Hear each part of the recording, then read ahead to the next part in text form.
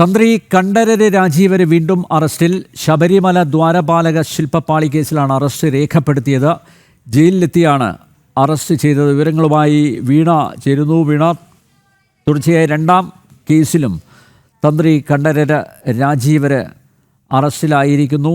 എന്ത് നടപടിക്രമങ്ങളാണ് ജയിലിലെത്തി ചെയ്തത്? SP ശശിധരൻ തന്നെ നേരിട്ട് ജയിലിലെത്തിയോ? മറ്റെന്തൊക്കെ വിശദാംശങ്ങൾ?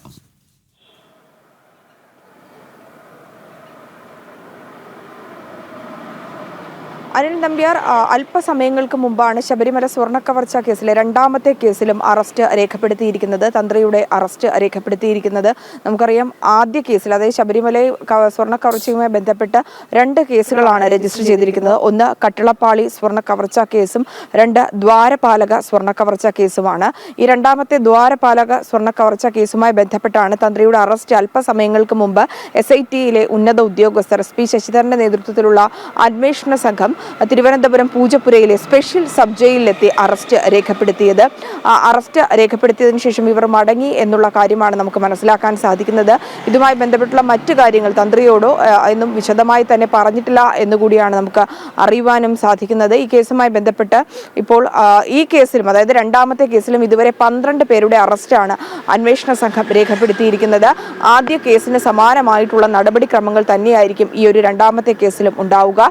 അതേസമയം കട്ടിളപ്പാളി കേസിലാണ് തന്ത്രിയുടെ ആദ്യത്തെ അറസ്റ്റ് രേഖപ്പെടുത്തിയിരിക്കുന്നത്. ആ കേസിൽ തന്ത്രിയെ കൂടുതൽ വിശദമായി ചോദ്യം ചെയ്യുന്നതിനായി കസ്റ്റഡി അപേക്ഷ നാളെ കോടതിയിൽ സമർപ്പിക്കാനിരിക്കുകയാണ്.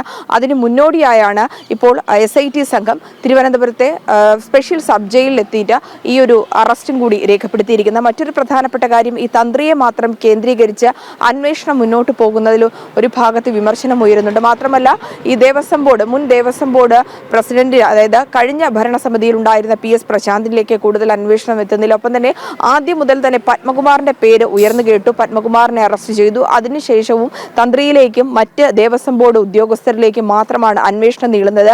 ഇപ്പോഴും മുൻ മന്ത്രിയും, അതായത് ദേവസ്വം മന്ത്രി 2019 കാലയളവിൽ ദേവസ്വം മന്ത്രിയായിരുന്നു, ഈ കവർച്ച നടന്ന കാലത്തെ ദേവസ്വം മന്ത്രിയായിരുന്ന കടകംപള്ളി സുരേന്ദ്രനിലേക്ക് അന്വേഷണം എത്തുന്നില്ല. മന്ത്രിയുടെ പങ്ക് വ്യക്തമാക്കുന്ന തരത്തിലുള്ള വിവരങ്ങൾ, അതായത് പത്മകുമാറും അതുപോലെ തന്നെ നിലവിൽ അറസ്റ്റിലായ മറ്റു പ്രതികളൊക്കെ വിവരങ്ങൾ നൽകിയിട്ടും SIT സംഘം കടകംപള്ളി സുരേന്ദ്രനെ ചോദ്യം ചെയ്യാത്തതിലും ഒപ്പം തന്നെ കടുത്ത നടപടികളിലേക്ക്, ഒരു തവണ ചോദ്യം ചെയ്തു വിട്ടയച്ചു എന്നത് മാത്രമേ ഉള്ളൂ. നിർണായകമായ മൊഴിയും ഒപ്പം തന്നെ ഇതുമായി ബന്ധപ്പെട്ട് കടകംപള്ളി സുരേന്ദ്രന്റെ പങ്ക് വ്യക്തമാക്കുന്ന വിവരങ്ങൾ അറസ്റ്റിലായ പ്രതികൾ നൽകിയിട്ടും MLA-യിലേക്ക് അന്വേഷണം നീളാത്തതിലും വിമർശനം ശക്തമാകുന്ന ഒരു സാഹചര്യം കൂടിയുണ്ട്. കാലയളവ് നീട്ടി വാങ്ങിയ ഒരു സാഹചര്യമാണുള്ളത്. നമുക്കറിയാം, ഈ ഹൈക്കോടതിയുടെ നിയന്ത്രണത്തിൽ നടക്കുന്ന ഒരു അന്വേഷണമാണ്. അതിൽ 6 ആഴ്ച കാലയളവ് പറഞ്ഞു. കൂടുതൽ, അതായത് അന്വേഷണം എങ്ങും എത്താത്ത ഒരു സാഹചര്യത്തിൽ കാലയളവ് കൂട്ടി വാങ്ങിച്ച ഒരു സാഹചര്യം കൂടിയുണ്ട്. അത്തരത്തിൽ ഇപ്പോഴും കടകംപള്ളി സുരേന്ദ്രനിലേക്ക് അന്വേഷണം എത്താത്തതിൽ, അതായത് അറസ്റ്റ് അടക്കമുള്ള നടപടിക്രമങ്ങൾക്ക് വേണ്ട മൊഴികൾ, പങ്ക് വ്യക്തമാക്കുന്ന മൊഴികൾ നൽകിയിട്ടും SIT സംഘം അങ്ങോട്ടേക്ക് അന്വേഷണം കടക്കാത്തതിന്റെ തരത്തിലുള്ള വിമർശനങ്ങൾ കൂടി ഉയരുന്നുണ്ട്. ഉൾപ്പെടെയുള്ള പ്രമുഖരിലേക്ക് അന്വേഷണം, സ്പെഷ്യൽ ഇൻവെസ്റ്റിഗേഷൻ ടീമിന്റെ അന്വേഷണം എത്തുമോ എന്നാണ് കാത്തിരുന്ന് കാണേണ്ടത്. എന്തായാലും തന്ത്രി കണ്ഠരര് രാജീവര് വീണ്ടും അറസ്റ്റിൽ. ശബരിമല ദ്വാരപാലക ശില്പപ്പാളി കേസിലാണ് അറസ്റ്റ് രേഖപ്പെടുത്തിയത്. ജയിലിലെത്തിയാണ് SIT കണ്ഠരര് രാജീവരുടെ അറസ്റ്റ് രേഖപ്പെടുത്തിയത്. വീണ MS ആണ് വിശദമായ വിവരങ്ങൾ നൽകിയത്.